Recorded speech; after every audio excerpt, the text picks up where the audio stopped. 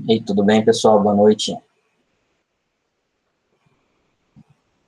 Vou apresentar aqui para vocês, tá?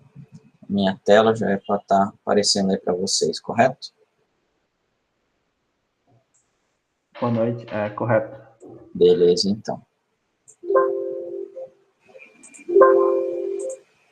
Bom, no Canvas, tá? Vai estar disponibilizado, então, ó, essa aula aqui, né, ó, projetando banco de dados, né? Aí a gente tem aqui uma apostila do Access e uma aqui de exercício, né? E aqui eu já tenho até algumas outras correções de exercícios aí, tá? Então, abrindo essa parte aqui, ó, vamos começar por ela.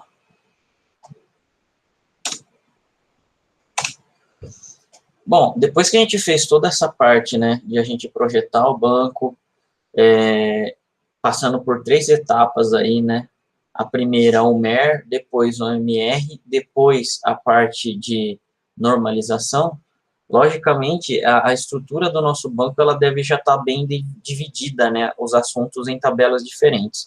Obviamente, essa relação, ela está toda amarrada, né, então, o relacionamento entre os dados, com todas as constraints, com todas as chaves primárias, estrangeiras, bem feitas, o nosso banco praticamente ele já está à prova, vamos dizer assim, de dado incorreto. De dado incorreto, no caso, inconsistente, né? Eu não poderia ter dados filhos sem ter um pai. Eu tenho sempre primeiro ter uma tabela pai, né, mãe, depois meus dados filhos. Então, seria essa a sequência da inserção dos dados aí, né? E aí, depois, obviamente, começa a chegar a hora de a gente implementar essa parte de tudo que foi planejado, né, para a parte realmente mais física agora do banco. Agora a gente começa a entrar um pouco na parte de tecnologia. Então, é aqui que a gente apresenta essa divisão, tá? Então, segundo Oliveira, antes de utilizarmos comando SQL, vamos identificar a forma de planejar a criação de banco de dados. Esse planejamento é extremamente importante para a estabilidade de todo o sistema. Estudos indicam que quanto maior tempo despendido no projeto de banco de dados, menor será o tempo despendido na manutenção, né? Isso daí não só em banco, né? Quando a gente tem um tempo despendido, na verdade, para toda a parte de projeto, sempre depois você tenha menos retrabalho, né? Principalmente isso daí aplica-se em software, né? Em desenvolvimento de software. Quanto mais você planeja no papel, para depois realmente fazer, você vai dar menos manutenção. No Brasil, a gente tem um problema sério com isso daí, né? A gente, na verdade, não consegue fazer com que... não consegue enxergar que o planejamento é parte do desenvolvimento, né? Enquanto o cara não estiver codificando, a gente acha que o cara não está fazendo nada, né? Isso é um problema muito sério que a gente tem, e se a gente continuar nisso, a gente sempre vai estar atrás dos outros países mais desenvolvidos, tá? Isso é certeza. Se isso não mudar, realmente a gente também não vai mudar, né, dessa situação que a gente tem hoje aí. Ainda Oliveira explica que podemos comparar a criação de um sistema de construção, né, de construção de um edifício. É a mesma coisa, né, quando a gente está fazendo essa parte da construção de software, uma construção de um edifício, ela não é tão simples assim, ela tem várias plantas, né, para se poder fazer o quê? A construção do edifício. Então, a planta, por exemplo, da estrutura é uma, a planta hidráulica é outra, a planta elétrica é outra, né? Depois tem a parte do quê? Das plantas mais detalhadas, né? De estrutura mesmo, embaixo, e assim vai, a parte de alvenaria, né? Quais são os detalhamentos dos materiais, ainda tem a parte de arquitetura. Então, um conjunto de plantas, na verdade, é que formam o seu prédio efetivamente feito depois, né? Quanto mais tempo se gasta nessas plantas, menos problema você vai ter de refazer alguma parte da sua obra civil, né? Um software, a única coisa que a gente não faz é quebrar parede depois, tá? Mas o tempo, a gente gastou a mesma coisa, tá? Então, a gente tem que ter muito essa visão, né? A gente está gastando dinheiro. Refazer é gastar dinheiro, né? É como construir o edifício utilizando uma base adequada, um dia o edifício cairá. De qualquer forma, quanto maior for o tempo dedicado no estudo de necessidade de informações no sistema de desenvolvimento, maior será o tempo economizado no desenvolvimento do sistema. Bom, o sistema terá melhor qualidade e será mais fácil no futuro implementar novas rotinas, procedimentos e agregar novas informações. O processo de análise de dados pressupõe 3 fases distintas integradas, como apresenta a figura a seguir. Aqui seria, então, a fase dos três fases aí que a gente tem, né? Então, seria o modelo conceitual, o desenho do banco, né, e a criação do banco em si. A gente, então, na verdade, fez até o momento, até o desenho do banco. A criação do banco em si, né, ainda não, e o banco operacional é justamente aquele banco que a gente está, na verdade, fazendo toda a parte já de inserção, alteração, é o banco de nossa produção, tá? Então, análise e modelagem utilizando esse modelo de relacionamento e normalização de dados. Isso seria parte do quê? Já dos modelos, ainda dos modelos, né? Depois, desenho com as definições de tabelas, índices e visões. Na verdade, o que a gente tem de desenho seria a definição das tabelas. A gente tem o MR e muitas vezes a parte da modelagem em forma normal, né? Agora, índice e visões, o índice, o único que a gente tem seria das chaves primárias e das chaves estrangeiras, que é o que a gente já define no próprio modelo. Agora, visões ainda não. Tá? Por quê? Porque visão depende do tipo de... Nem todos os bancos de dados utilizam, conseguem suportar visões. Tá? Segundo o autor, né, da revista Dev Media, esse Ricardo Rezende, o sistema de banco de dados deve garantir uma visão totalmente abstrata do banco de dados para o usuário. Para o usuário do banco de dados, pouco importa qual unidade de armazenamento está sendo utilizada para armazenar seus dados, contanto que os mesmos estejam disponíveis no momento necessário. Bom, então, para ele, o quê? Ele dá aqui 3 níveis, né, que seriam essas abstrações aí. O nível de visão do usuário. As partes do banco de dados em que o usuário tem acesso de acordo com a necessidade individual de cada usuário ou grupo de usuário. Então, isso é como o usuário enxerga, né? Aonde ele tem acesso, em que tabelas, tá? E, obviamente, ele não pode ter acesso a todos a sua base. Cada usuário, obviamente, tem que ter acesso somente àquela que lhe pertence, né? O nível conceitual define quais os dados que serão armazenados e qual o relacionamento entre eles. Então, conceitual já entra o quê? Na parte de relacionamento entre as tabelas. E o nível físico é o nível mais baixo de abstração, em que define efetivamente de que maneira os dados serão armazenados. Ali, né, no caso desse nível físico, depende bastante da tecnologia também, o que a gente imagina é que o banco de dados guarda o quê? Todos os seus dados em uma tabela, né?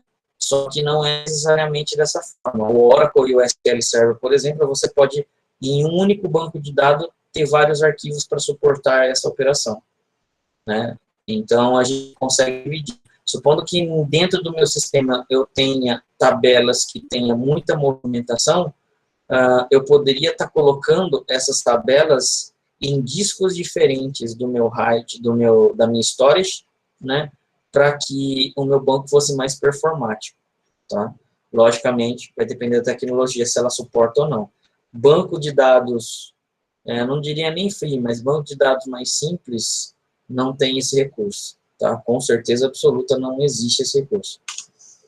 Bom, então, o nível do usuário seria essa visão, a primária ali. Depois disso, eu tenho o nível conceitual e depois o nível físico é o armazenamento em si, tá? Quando a gente está administrando o banco de dados, a gente realmente entra nessa parte do nível físico, tá? Por quê? Porque ela é bem importante para distinguir para a gente como a gente quer tratar esses arquivos aí. Em banco de dados, geralmente os dados eles são grandes, os arquivos, né? Porém, a gente sabe que o sistema operacional ele consegue trabalhar com arquivos menores melhor, né? Então, a gente pode pegar e dividir um pouco mais esse único arquivo em vários, tá? Vai depender, obviamente, da nossa tecnologia, se a gente consegue ou não. Bom, todo bom sistema de banco de dados deve apresentar um projeto que visa a organização das informações e utilização de técnicas para um futuro sistema, para que obtenha boa performance e também facilite infinitamente nas manutenções que venham a ocorrer. A manutenção do sistema é inevitável, né? Porque enquanto a empresa ela vive, obviamente, ela tem que se adaptar ao mercado, ela vai crescendo, ela vai se modificando, ela vai alterando. Então, os sistemas elas vão também se modificando de acordo com a necessidade, né? Não adianta a gente pensar que um sistema ele vai viver a vida inteira a partir do momento que a gente cria. Esquece, ele vai viver uma vida inteira, certo? Com modificações. Tá? Então, sempre manutenção vão ocorrer aí. O projeto de banco de dados se dá em duas etapas, a modelagem conceitual e o projeto lógico, né? Essas duas etapas se referem a um sistema de banco de dados ainda não implementado, ou seja, que ainda não existe um novo projeto. Para casos em que o banco de dados existe, mas é um sistema legado, por exemplo, um sistema muito antigo sem documentação, o processo de banco de dados se dará através da utilização de técnicas de engenharia reversa, tá? É a mesma coisa, o mesmo conceito quando a gente tem sistemas legados antigos. Se a gente não tem, tá, nenhuma documentação que fale para a gente na criação desse software, a gente tem que fazer a engenharia reversa. É verificar, né, do que está sendo feito para trás, né, para a gente poder começar alguma documentação ou entendimento. Logicamente, isso daí é muito mais trabalhoso do que a gente ter já a planta, né, vamos dizer assim, feita, tá? O projeto já desenhado. É a descrição do banco de dados de maneira independente ao SGDB, então o modelo conceitual é essa definição, ou seja, define quais os dados que aparecerão no banco de dados, mas sem se importar com a implementação que se dará ao banco. Dessa forma, não há uma abstração em um nível de SGDB. Então, o nível conceitual, ele é aquele nível que não depende da tecnologia, tá?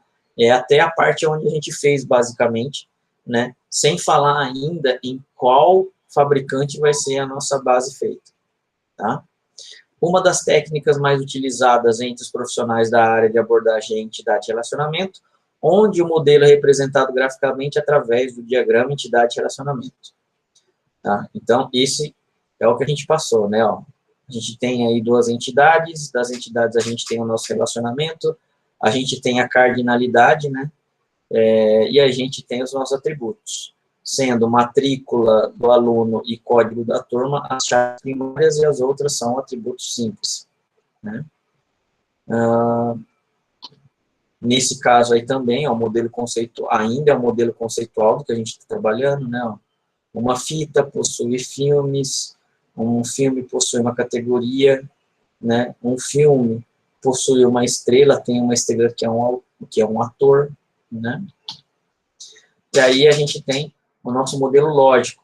Descreve o banco de dados no nível de SGDB, gerenciamento de banco de dados, ou seja, depende do tipo particular do SGDB que será usado. Não podemos confundir o software que será usado. O tipo do SGDB, que é o modelo lógico, se trata de ser o mesmo, é relacional, orientado a objeto e hierárquico. No caso ali, logicamente, a gente já está começando a falar sobre a tecnologia, né? Mas o nível lógico se refere ao quê? Qual é o tipo do banco de dados a ser utilizado? No nosso caso, vai ser sempre um relacional, tá? Mas existe também um modelo bastante também conhecido, que é o orientado a objeto, né? Apesar de não ter sido tão utilizado quanto o relacional, né, houve-se bastante essa parte do modelo orientado a objeto. A se trabalhar com linguagens orientadas a objeto na implementação, ela torna-se muito mais simples. Porque, basicamente, a minha classe, que está sendo representada pelas tabelas, está feita, tá? É só instanciar essa classe, né, que vai ser o nome da tabela no seu programa, que você consegue manipular esses dados aí depois, né? Bom, abordaremos o SGDB relacional por serem mais difundidos. Nele, os dados serão organizados em tabelas. Então, aí são alguns exemplos de tabelas aí, ó, que a gente tem, né? O modelo lógico do banco de dados relacional deve definir quais as tabelas e nome das colunas que compõem essas tabelas. Para o nosso exemplo, poderíamos definir o modelo lógico conforme a seguinte. Isso daqui, ó, é o que a gente tem o quê, ó? De tabela.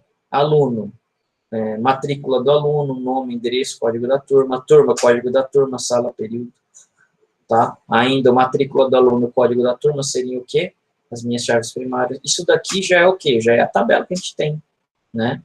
Ele está no nosso modelo lógico. É importante salientar que os detalhes internos de armazenamento, por exemplo, não são descritos no modelo lógico, pois essas informações fazem parte do modelo físico, que nada mais é que a tradução do modelo lógico para uma linguagem de software escolhida. Tá? Então, modelo lógico, a gente ainda não tem realmente quais são os tipos de dados envolvidos. A gente pode estar até colocando tipos de dados mais genéricos, mas não realmente os que vão ser utilizados dentro lá do seu código, para estar fazendo essa tabela. Tá? Guimarães defende que, como muitas aplicações de engenharia, o projeto de base de dados através da técnica top-down ou de refinamentos sucessivos é largamente utilizado. Ela começa pela análise dos requisitos dos usuários finais de bancos de dados e a visão externa que eles têm sobre os dados. A gente vai ver aqui qual que é o modelo top-down. Essa visão de requisitos depende da aplicação pretendida, varia de um usuário para outro dentro da organização, e refletem suas necessidades para o trabalho diário. Ela é comumente informal, incompleta, em graus que variam o nível de informatização da aplicação ou da organização. Bom, os objetivos finais dessa análise são obter uma visão unificada de todos os dados da aplicação, definir os procedimentos funcionais para se operar com os dados. É, portanto, um sistema similar à análise de sistemas convencional, e essa visão unifica os dados, e é comumente chamada de modelagem de dados, e corresponde a uma abstração do mundo real, contendo um conjunto de informações sobre o mesmo, que pode ser julgados, que julgamos importante armazenar e manipular. Então, toda a parte de abstração que a gente tem do mundo real, a gente está botando, então, em banco de dados. A gente está tentando fazer com que esse dado seja armazenado de alguma forma. Tá? O projeto top-down de banco de dados através de modelagem de dados consiste em especificar dados através de refinamentos sucessivos, mapeando os dados definidos no nível mais alto para um nível mais abstrato, o seguinte nível, né? Menos abstrato e mais detalhado. O nível mais alto é a visão de requisitos do banco de dados ainda informal e é normalmente apresentada em forma de documentos textuais. Então, aqui a gente ainda não tem, na verdade, o levantamento em si. Existe o levantamento, mas no levantamento são pegos ainda documentos não formais. Tá? Vamos denominá-la visão externa de dados. O próximo nível consiste na especificação lógica dos dados, no mesmo formato de projeto lógico de dados, que depende do SGDB. Pode ser de nível suficientemente alto para escolher a maioria dos detalhes de implementação. O último nível é denominado nível físico dos dados, e corresponde à organização interna do armazenamento dos dados do SGDB e a definição de estrutura dos dados auxiliares, visando uma maior eficiência na recuperação e manipulação dos dados. Dependendo do SGDB, uma parte considerável do nível físico fica a escolha das aplicações. Então, isso daqui seria o nosso modelo, né? Isso daqui, a gente tem aqui uma parte da visão do nosso mundo real, né? Ó. Só mostrar aqui o ponteiro, né? Aí nós temos o modelo conceitual, o modelo lógico e o modelo físico. O modelo físico, ele já é totalmente dependente do SGDB. Ó. Agora, um modelo lógico, vocês estão vendo que eu tenho aqui, ó, parte dele não dependendo e parte dele dependendo do SGDB. Por quê? Porque realmente é dessa forma, né? Conforme eu tenho o meu SGDB, eu posso ou não fazer determinadas implementações. Se eu não tenho um SGDB que não tenha, não adianta eu nem ficar pensando, né, muito nessas implementações à parte. Tá? Segundo Guimarães, o modelo relacional desenvolvido por Code definiu as metas de álgebra relacional e cálculo relacional, que implementam os conceitos básicos do modelo. Elas tiveram grande influência no desenvolvimento subsequente dos protótipos de modelo relacional. A álgebra relacional, pessoal, a gente tem, né, no curso, basicamente, a parte de SQL é totalmente baseada em álgebra relacional. Tá? Então, antes, obviamente, de existir o comando SQL, existiu a álgebra, né? E é a partir disso que o SQL se tornou aí uma linguagem de consulta mais usada, né, no mundo, tá? Hoje, o SQL ele concorre com as linguagens no SQL, né? Mas mesmo assim, pela quantidade de banco de dados relacional que a gente tem em comparação com os no SQL, é bem grande. O motivo é ainda a quantidade, né, de sistemas que foram feitos em banco de dados relacionais, né? Então, SQL é uma linguagem de definição e manipulação de dados relacionais, desenvolvida nos laboratórios da IBM nos anos 70 e hoje padronizada pelos comitês ISO e ANSI. Tá? O SQL é um conjunto de comandos de manipulação de banco de dados utilizado para criar e manter as estruturas desses bancos, além de incluir, excluir, modificar e pesquisar informações nas tabelas. A linguagem SQL não é uma linguagem de programação autônoma, poderia ser chamada de sublinguagem, né? Ou seja, a linguagem SQL é uma linguagem que ela tem o quê? Você submete a ela uma execução e ela retorna alguma coisa para você. Sempre vai ser isso. Você submete a elas uma execução e ela retorna algo para você. Nem que o algo seja nada, mas ela retorna. Tá? A linguagem SQL não é procedural, logo é possível especificar o que deve ser feito e não como deve ser feito. Dessa forma, um conjunto de linhas, ou um dataset, né, um set, será atingido pelo comando e não cada uma das linhas, como é feito no ambiente procedural. Portanto, não é necessário entender o funcionamento interno do banco e como estão armazenados fisicamente esses dados. Na verdade, fisicamente, é necessário você entender quais são as tabelas que o banco, na verdade, está trabalhando, né? Mas como o SQL, como o banco de dados faz para que seja resgatado aquelas linhas, aí tudo bem. Aí não é necessário. Teoricamente, deveria ser possível transferir facilmente os comandos SQL de um banco de dados para outro.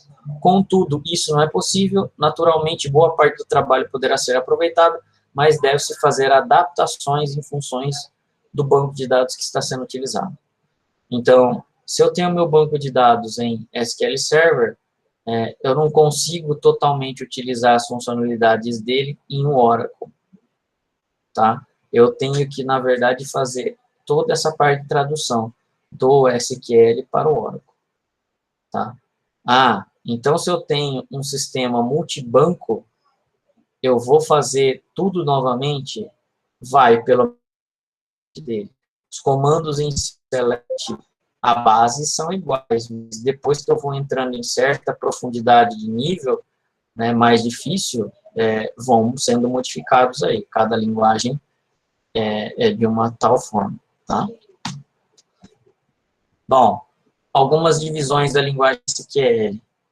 Né? A gente tem a DDL, que é Data Definition Language, permite criar os componentes de banco de dados como índice, tabela, né? Retirar, né? No caso, dropar índice ou tabela também. Então, e outros objetos de banco. Então, a DDL, ela serve para isso, para definição, né? Das estruturas de onde o seu banco, de onde seus dados vão ser armazenados. A DML é Data Manipulation Language, permite a manipulação dos dados armazenados no banco, comandos são insert, update e delete. Então, aqui eu quero fazer o quê? Manipular esses dados. Tá? E a gente tem, então, Elas são feitas pelos comandos insert, update e delete. Apesar de serem 3 comandos, né, são basicamente mais simples do que o select. Aí a gente tem a Data Query Language, permite extrair dados do banco de dados, comando select. O select, apesar de ser um único comando, ele é muito extenso, tá? Mas é muito extenso mesmo. Então a gente consegue fazer N coisas com esse cara aí, com DQL. E DCL, que a gente chama de Data Control Language, prover segurança interna do banco de dados, comandos como create, user, alter, user, grant, evoke. Isso daí serve para quê? Para a gente fazer o controle de quem pode fazer o quê, certo? No seu banco de dados. Tá? Então, o fulano, né, tem poder para acessar toda a minha base, mas o Beltrano não. Né? Ele só tem acesso às tabelas A, B e C. Beleza. Além de terem acesso somente às tabelas A, B e C, na tabela A, ele não pode nem alterar e nem excluir dado. Né? Ele só pode fazer inserção. Na tabela B, ele pode excluir. Tá? E assim vai. Você vai definindo o nível de granularidade que ele pode fazer dentro de cada um dos seus objetos, com o DCL. Mais uma vez, depende da tecnologia do banco. Nem todos os bancos vão conseguir oferecer tudo para vocês. Tá? Bom, com o advento do SQL 99, a linguagem SQL passou a ser incorporada os comandos procedurais, if, begin, né, function, procedures, que na prática já existiam como extensões de linguagem, correto? Então, o transact SQL do SQL Server já existia, e todas essas funções, o SQL do Oracle também, tá? Eles já estavam aí utilizando nas suas linguagens da tecnologia.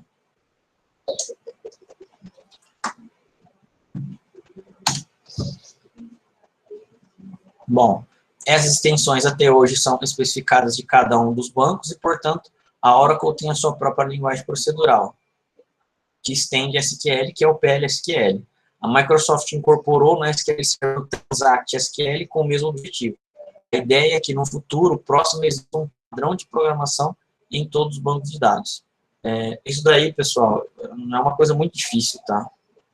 Você pegar e fazer a padronização das linguagens de bancos sendo uma única. A linguagem em si, ela depende da estrutura do seu banco de dados. Tudo bem, todos os bancos têm o objetivo de guardar dados em tabela, fazer consulta, enfim, é a mesma coisa. Só que, internamente, o SQL Server e o Oracle, por exemplo, são muito diferentes. Tá? Mas muito diferentes mesmo. Cada um, obviamente, tem sua vantagem e desvantagem. Né? O SQL Server, ele quer o quê?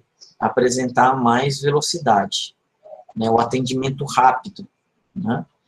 A entrega rápida dos seus dados. O Oracle não. O Oracle ele visa o quê? Estabilidade, segurança.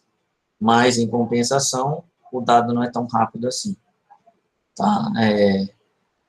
Não é tão rápido, né? Assim, para nós humanos, se a gente for medir sem nada, no relógio, no cronômetro ali no ponteiro do relógio, a gente não consegue saber não, tá? Então, assim, quando a gente tem realmente grande quantidade de dados a ser processados, que a gente vai conseguir saber realmente dessa velocidade. Mas se a gente for inserir 10 linhas, 20 linhas dentro da tabela, isso daí, pô, não é nada, tá? Cócega para o banco de dados. Para ele não vai nem sentir e não vai ter nem diferença de velocidade entre eles aí.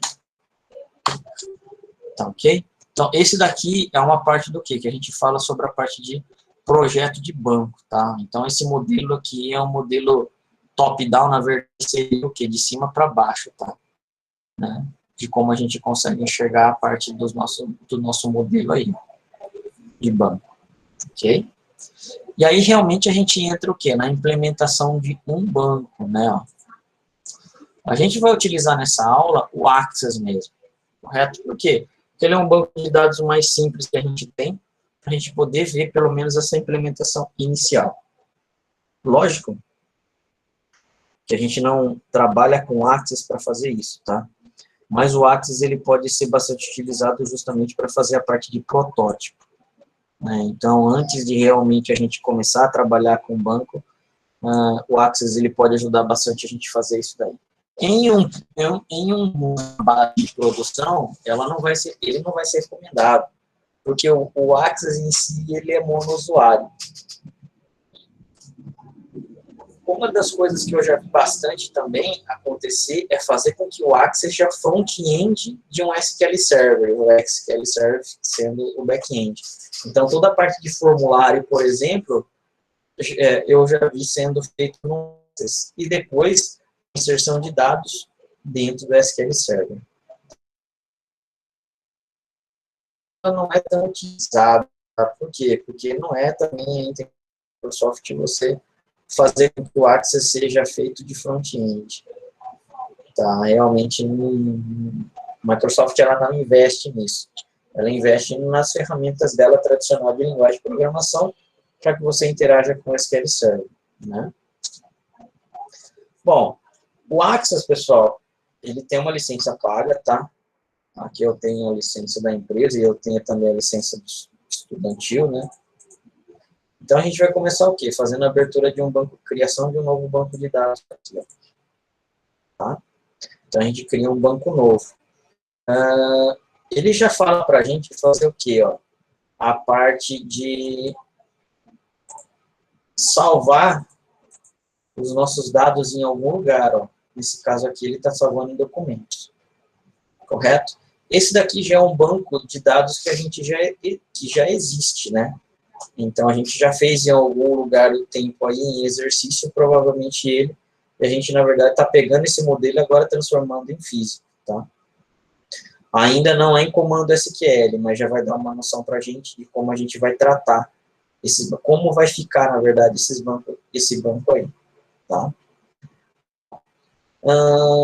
Então, a gente já tem aqui a nossa base criada, no caso aqui. Uma das importantes que a gente tem a fazer é aprender a fazer a classificação dos seus dados.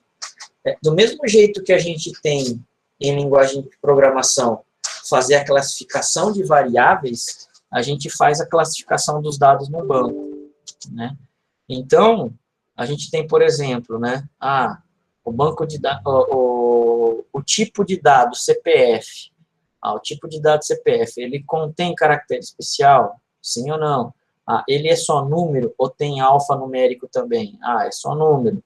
Mas eu vou fazer conta com ele? Não, não vou fazer conta com ele. Interessa guardar ele com máscara ou sem máscara? Então, as perguntas que a gente precisa fazer, e aí vai, às vezes, cada DBA, vamos dizer assim, definir, correto? Qual seria o melhor jeito aí de se fazer o armazenamento dos seus dados, tá? Cada DBA, na verdade, vai defender alguns pontos que acha mais crítico ou não, ok? Não tem um certo ou errado. Mas existem alguns tipos de dados, obviamente, que são mais considerados, né? Então, por exemplo, quando a gente tem aqui, ó, esse tipo de dado, que é um CEP, 13200-15, eu tenho numérico nele e eu tenho uma máscara, né? Eu quero guardar esse dado com máscara? Se sim, eu vou ter que deixar ele como alfanumérico mesmo, né? Se não, eu poderia deixar como numérico. Qual que é a desvantagem se eu deixar um tipo de dado desse como numérico? Vocês veem alguma?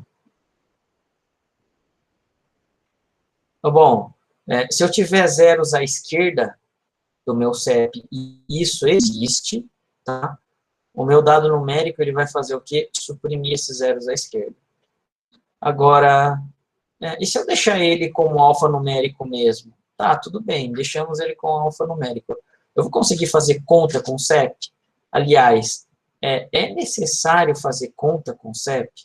Um CEP mais o outro, um CEP menos o outro? Um conjunto de CEP, fazer médias de CEPs, por exemplo? Tem lógica fazer isso daí? Não, né? Se eu não tenho vamos dizer assim, essa lógica, esse sentido, né, de se fazer conta com o CEP, então eu não preciso colocar ele como numérico, eu deixo ele como uma string mesmo. Ok? Bom, esse é um dos tipos de classificação que a gente tem que fazer, tá? A mesma coisa que, por exemplo, placa de carro. Bom, placa de carro, por já conter alfanumérico, aí não tem muito jeito, né? Eu não consigo nem definir ele como sendo numérico. Já é alfa e acabou. A única dúvida fica se eu armazeno ou não a máscara, tá? Isso daí, pessoal, é muito pessoal. Eu, por exemplo, armazeno. Se for para eu definir, eu armazenaria, tá? Mesmo que eu tenha que passar por uma consistência de um programa, armazenaria. Por quê? Vai te ocupar alguns bytes a mais no seu banco, tá? E hoje, pô, ficar economizando bytes em um banco não é uma coisa muito cara. O disco em si hoje é barato, ele não é caro, né? Dependendo da quantidade de linhas que você tiver, alguns milhares de bytes ou milhões de bytes, tá? Mas, enfim, ainda compensa o dado do que o espaço em disco. Para mim, isso é muito mais barato. E no Access, a gente vai fazer a mesma coisa. Quando a gente vai fazer a criação da nossa tabela, ele vai pedir, ó, qual é o tipo de dado da tabela que você quer classificar. Tá? Então, o Access ele apresenta esses daqui para a gente. Em um banco de dados SQL Server ou Oracle, tem N outros. No Oracle tem menos, no Oracle é mais simplificado, é mais fácil, pelo menos o que eu acho, tá? Mas existem bem mais do que isso daqui, ó, que o Access está oferecendo para a gente, tá? Então, ó, a gente vai fazer o quê? A demonstração criação dessas tabelas aqui, ó. Tá, vou aumentar um pouco. A gente tem que criar 1, 2, 3, 4, 5 tabelas. Dentro dessas tabelas eu tenho que definir quem são chaves estrangeiras. Na verdade, está tudo definido, né, ó. Eu simplesmente copio alguns dos exercícios anteriores, a gente está trabalhando em modelo físico, só isso, tá? E depois eu tenho um relacionamento entre elas ali, né? Então, ó, a gente tem mais ou menos esses tipos de dados a serem definidos aí, tá? Bom, vamos lá então. Criar uma tabela, ó, criar tabela em modo design, correto? Bom, na tabela de modo design, o que a gente tem agora? Ó? Eu vou começar a fazer o quê? Através dessa primeira aqui, ó, NR Controle. NR Controle é o nome do meu campo, né? Então, ó, qual é o tipo de dado? Ah, o tipo é número. Né, ó. Agora, o item. Qual que é o tipo de dado? Número. Qual que é o código da peça? Do tipo número. Eu tenho a quantidade. A quantidade aqui está como número, mas vai depender, obviamente, do tipo de estoque que você estiver guardando, né? Suponha que seja um estoque alimentício e você guarde gramas, certo? Do seu produto. Provavelmente você tem que utilizar um número, só que um número aqui, ó, não inteiro. Você tem que utilizar um número que tenha o quê? Decimal, tá? Então, é aqui que você classifica no Access. Tipo de movimentação. Tipo movimentação. Aqui, ó, é um texto de tamanho. Ó, eu acho que tá ruim de ver aí, pessoal. O pior que é assim. Vamos ver se eu consigo aumentar, tá? Dentro de D. Não entendi? Para mim estava tranquilo, tá? Vocês estão conseguindo ver? Deixa eu aplicar a ferramenta de zoom aqui, ó. Aí, ó. Aqui é o tamanho do seu campo, tá? Então, ó, aqui eu vou colocar como 1. Isso é a quantidade de bytes que ele vai o quê? Que ele vai suportar, tá? Nesse tipo de movimentação, por exemplo, é só entrada ou saída. Ou é só letra E ou S. Então, é por isso que eu não preciso mais que 1 byte aqui, tá? E o código do setor. Código setor. Aí esse código do setor é numérico também, ó. Beleza, montamos. Vocês estão reparando que aqui a gente tem duas chavinhas aqui, ó. Isso daqui quer dizer que para o Access, que esses dois campos são o que a gente chama de chave primária.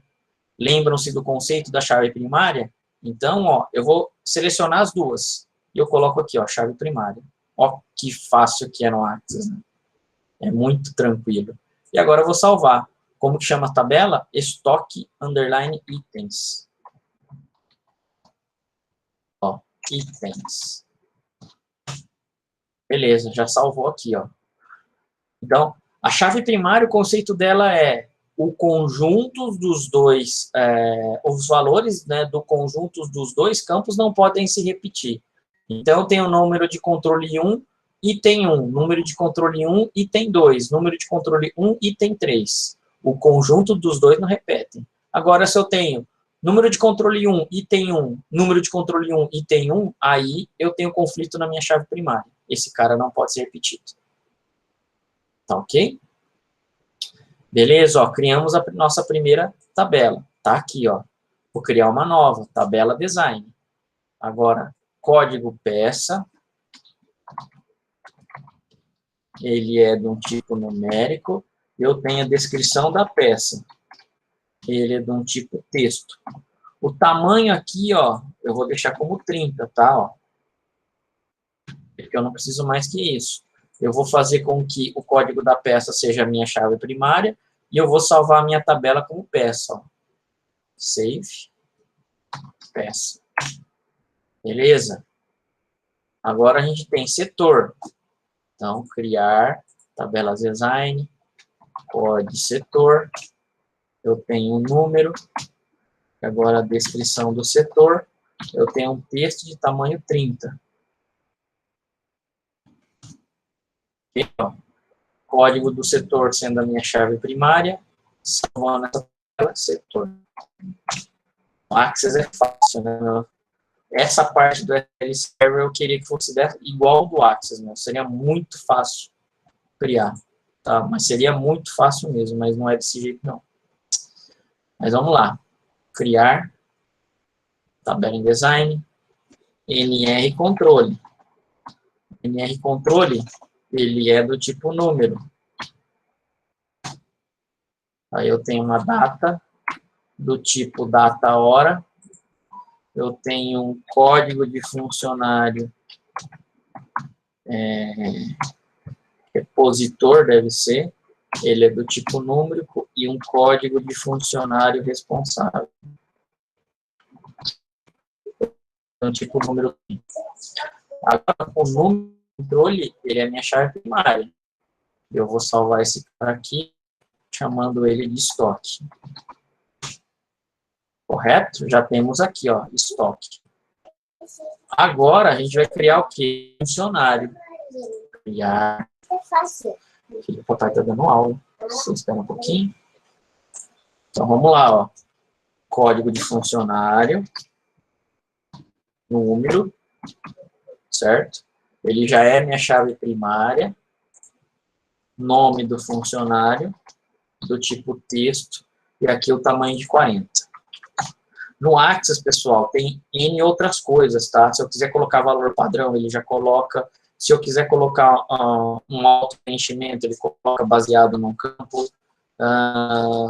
E tem outras coisas que a gente pode colocar. Se eu quiser colocar uma máscara, eu coloco. Tá? Por quê? Porque o Access ele é considerado um banco de dados, né? Que tem bastante esse tipo de recurso, tá?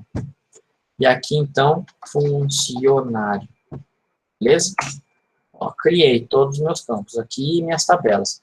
Se eu reparar que algum deles esteja com problema, ou, sei lá, digitei errado, botão direito aqui, ó, modo design. Beleza, eu abro de novo, salvo o que eu tenho, altero o que eu tenho que fazer, salvo e fecho. Ok? Beleza. Depois que a gente fez esse banco de dados, teoricamente ele já consegue receber dados aqui dentro. Mas ele não tem consistência, ou seja, qualquer valor que eu colocar, ele vai aceitar. Para isso não acontecer, a gente pode vir aqui, ó, ferramentas de banco de dados, e a gente tem um cara que se chama relações. Nessas relações, ele vai falar, olha, o que você quer adicionar? Eu quero adicionar todas as tabelas, tá? Então, com Shift aqui, ó, cliquei no primeiro e cliquei no último, com Shift apertado, vou dar adicionar. Beleza, ó. Já adicionei as minhas tabelas. E agora vem um negócio muito legal no Access, tá? A gente vai começar a fazer o quê? Os relacionamentos. Bom, estoque, né? Com estoque, deixa eu tentar aumentar isso daqui, eu acho que agora já dá. Estoque, com estoque itens. A gente vai fazer aqui, ó, clicar em cima do número do controle de estoque e arrastar para estoque itens. Impor integridade referencial. Criar. Da hora, né? Aqui eu já estou criando integridade referencial entre as tabelas. Muito legal. Agora aqui, ó, peça. Código da peça, ó. Cliquei e arrastei, ó. Impor integridade referencial. Criar. Agora aqui, funcionário. Funcionário eu vou deixar por último, porque tem um detalhe aqui, ó. Código do setor. Cliquei e arrastei aqui, ó. Impor. Pessoal, não importa qual é o lado que vocês estão fazendo, tá? Daqui para lá ou daqui para cá é a mesma coisa no Access. O que vai diferenciar é justamente quem é chave primária e quem é chave estrangeira. E vocês estão vendo aqui, ó, que ele já coloca um símbolo de infinito aqui e um símbolo de 1. Que tipo de relacionamento que é esse entre as tabelas? 1 para muitos. Tá? Muito legal fazer essa distinção para a gente, cara. Isso daqui é muito legal mesmo num banco que faz esses desenhos para a gente, né, nessas relações. Agora aqui, ó, funcionário, na verdade, vai ter que se relacionar tanto com o código funcionário responsável, quanto o código responsável repositor. Então, ó, o primeiro cara é esse daqui, ó. Eu vou impor integridade e vou dar o criar. Beleza. Agora o segundo é esse daqui também, ó. O código func resp, ele vai vir para cá. Ele vai falar o seguinte, ó, já existe uma relação. Você deseja editar a relação existente? Clique em não para criar uma nova relação. Não, eu quero criar uma nova relação. Impor integridade, criar. Ó, vocês estão vendo que eles criou uma tabela underline 1 para a gente? Essa tabela underline 1, no fundo é a mesma coisa, tá? Não quer dizer que ele tenha criado uma tabela física funcionário underline 1. É simplesmente um jeito de o banco de dados se relacionar. Em vez de eu ter duas relações aqui para cá, tá? Como os outros bancos de dados fazem. Dessa forma. Eu acredito que até nessa parte fique até mais legível na hora de você estar desenhando o design aí, né, das suas tabelas.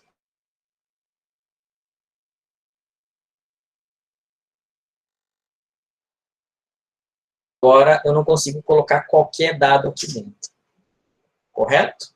Deixa eu ver se eu tenho mais alguma coisa aqui. Beleza. Agora a gente vai fazer o quê? Algumas inserções e testar a inserção de dados. Vamos supor que eu já quero estoque direto, tá? Eu quero inserir. O controle de estoque, a data é dia 6 de 10 do 20. O código funcionário é 1. O código funcionário representante é 1 e o código funcionário responsável é 2. Ó, vocês estão vendo que aqui, ó, não é possível adicionar ou alterar registros, pois é necessário que eles tenham um registro relacionado na tabela funcionário. Então, primeiro eu tenho que criar na tabela funcionário para depois nessa tabela aqui estoque. Por quê? Porque eu consigo criar um funcionário sem ninguém, mas o estoque eu dependo de funcionário. Tá, ó. Então, o que a gente vai fazer? Vamos lá em funcionário. O funcionário 1 é o José da Silva. O funcionário 2 é a Ana Silveira. O funcionário 3 é a Maria Gomes. O funcionário 4 é o João Figueiredo. Beleza, tá aqui, ó. Os funcionários existem agora, correto? Vou criar o quê? Estoque. Código de controle 1, data do dia 6 do 10 do 2020, código de funcionário 1, código de funcionário 2, para funcionário rep, repositor e responsável.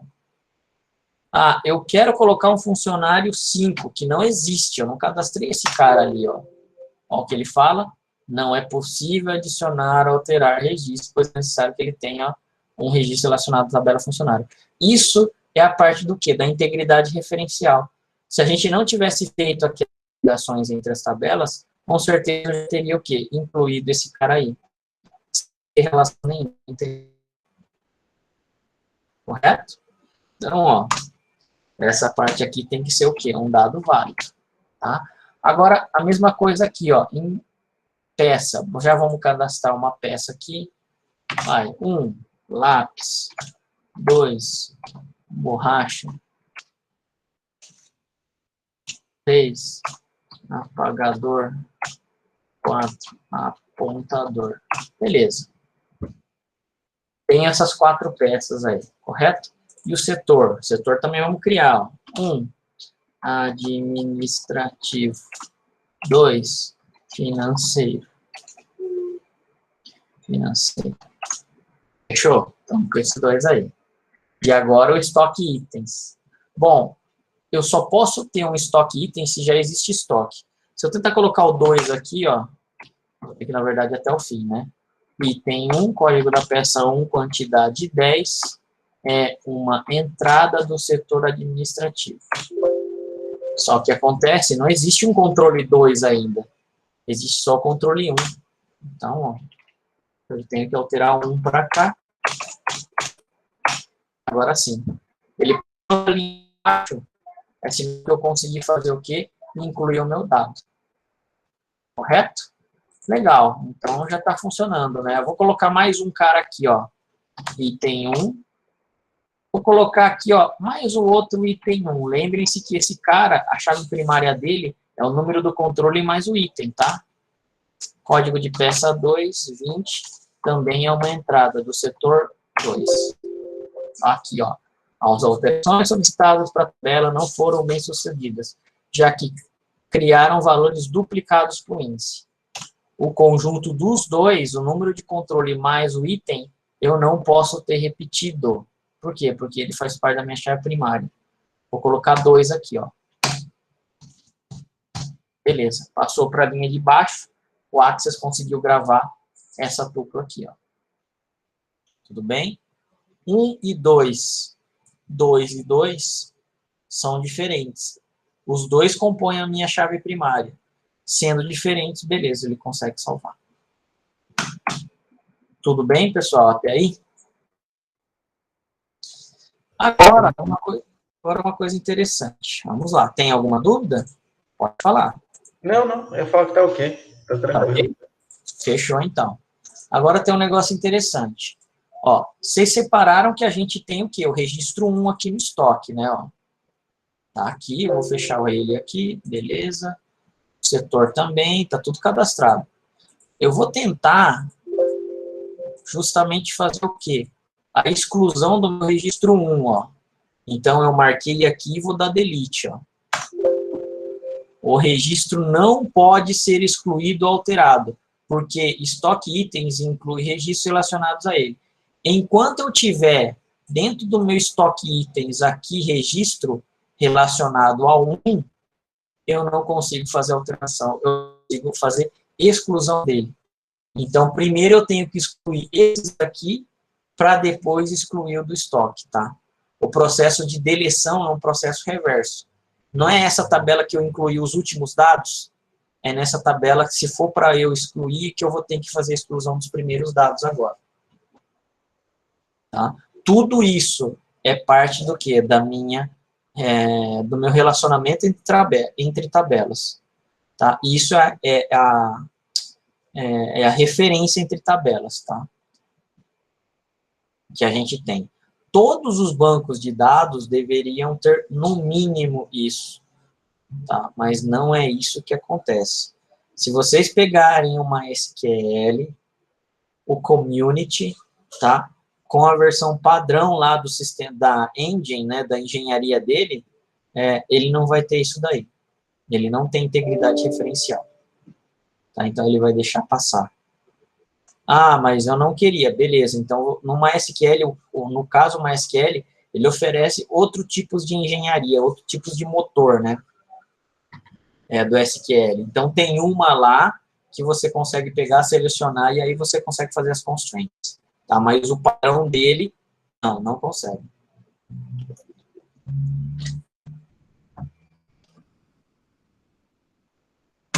Ok, pessoal? Bom, eu quero fazer com que a minha peça 1 também, eu quero deletar, por quê? Porque eu não vou utilizar mais esse cara. Delete.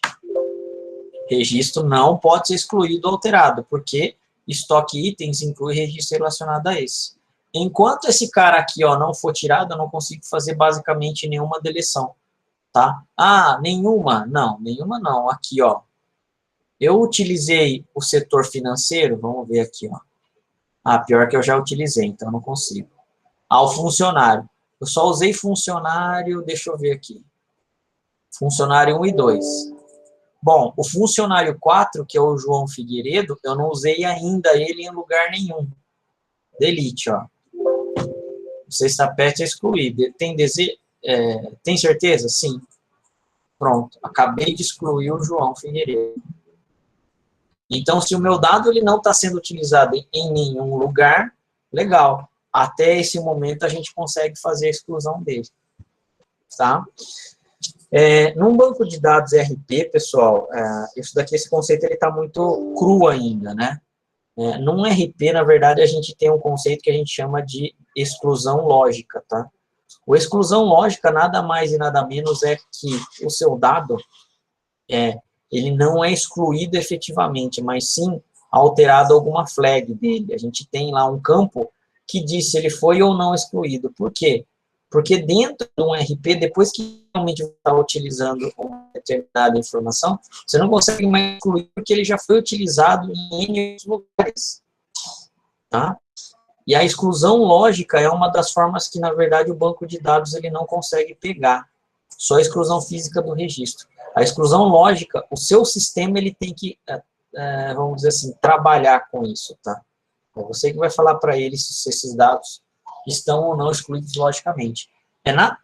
Nada mais e nada menos que a criação de mais um campo aqui, por exemplo, edit.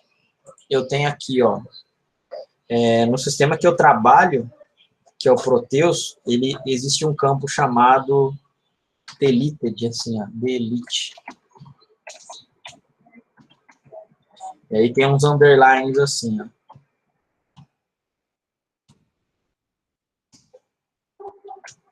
Acho que é desse jeito. Ele é um texto de um único dígito. Beleza. Então, salvei aqui, E agora, cadê o funcionário? Eu tive que... Deixa eu fechar aqui, e abrir de novo. Vocês estão vendo que está aqui? Então, vamos supor que eu quisesse excluir o João Figueiredo. 4. Deixa eu voltar ele aqui, né? Eu quero excluir o João Figueiredo, o sistema ele marcaria assim, por exemplo, para mim, um asterisco. Se eu tenho um asterisco aqui, nesse campo, para o RP, ele enxerga que esse registro aqui não existe. Tá? Isso seria o quê? Um exemplo de exclusão lógica. Logicamente, tem mais tratamento, teria a data, a hora, qual é o usuário que fez isso, tá? Porque depois que você exclui realmente o registro, você está fazendo com que ele não possa voltar, né? Então, é desse jeito que a gente faz a exclusão. Lógico, somente o seu software vai entender. O banco de dados, para ele, é um campo comum. Mas eu quero saber quais são todos os funcionários ativos. Tudo bem, select asterisco for funcionário, where, delete, diferente de asterisco. Pronto, você resolveu o seu problema. Ok? Isso daí é assunto mais para frente aí, né? Caso a gente venha ter aí sobre alguma parte dessa de banco de dados mais avançado, a gente estudaria um pouco mais isso, tá? Bom, essa daqui então foi a demonstração, pessoal, do banco de dados que a gente tem, né? Fazendo a criação do projeto, né? E dessa forma que a gente consegue enxergar algumas funcionalidades do banco, né? O que eu mais gosto é a facilidade de clicar, rastrear, e uma hora a gente conseguiu fazer a criação de um banco de dados, né? Tudo bem, é simples, tal, mas tranquilo, ele já está funcionando, teoricamente. Eu já tenho os meus relacionamentos, ó, de um para muitos, né, ó. Não tenho nenhum relacionamento de um para um. O banco de dados, pessoal, ele não conhece relacionamento de muitos para muitos, tá? Isso daí não existe. Para ele, é um relacionamento de um para muitos e de muitos para um. Isso daí que a tabela do meio que fica sendo um para muitos, vamos dizer assim, tá? Para o banco de dados é de um para muitos ou de um para um, só isso. E onde ele reconhece isso daqui, ó, através de chave primária e chave estrangeira. Chave primária, chave estrangeira. Chave primária, chave estrangeira. Chave primária, chave estrangeira, ó. É desse jeito que ele sabe quem é primário e quem não é. Qual relacionamento que é de um para muitos ou muitos para um. Tudo bem aí, pessoal? Perguntas? Tranquilos? Então, tentem fazer os exercícios, tá? Ó. Vai estar aqui nesse arquivo aqui. Lá dentro já do próprio Canvas já vai ter o quê? Os outros arquivos corrigidos, tá? E aí vocês façam a comparação, se chegaram perto ou não da correção dos arquivos aí no Axis. Tá ok? Ok. Fechou então, pessoal. Por enquanto, é só isso então. Eu vou marcar aí para as próximas semanas, sem ser nessa próxima, ou acho que na outra, alguma atividade valendo nota, tá? Para equilibrar um pouco da nota da prova aí de vocês, tá? Senão vai ficar muito pesado também. Tá? E aí eu deixo um tempo aí para vocês fazerem. Eu abro lá no Canvas, deixo um período lá de 3, 4 dias corridos para vocês resolverem esse exercício aí, valendo uma parte da nota. Beleza? Beleza. Fechou, então. Por enquanto é só, pessoal. Obrigado aí, hein? Até mais. Valeu, boa noite. Boa noite, Sérgio. Até mais. Tchau, tchau, cara.